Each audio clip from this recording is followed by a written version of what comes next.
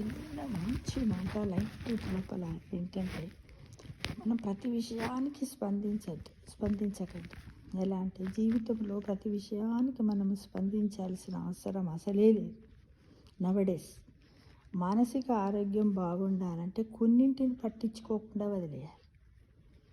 వ్యక్తిగతంగా తీసుకోవడం మానేయాలి. ఇవి కూడా స్వీయ ఆరోగ్య పరిరక్షణ మార్గాలని మనం అందరం గ్రహించుకుంటూ ఉండాలి ఫ్రెండ్స్.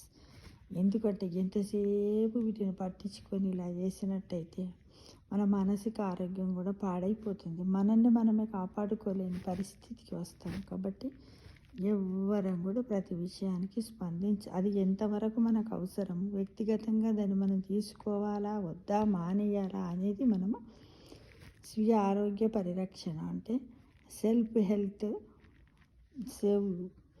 రక్షణను మనం సేవ్ చేసుకోవాలి అంతే ఫ్రెండ్స్.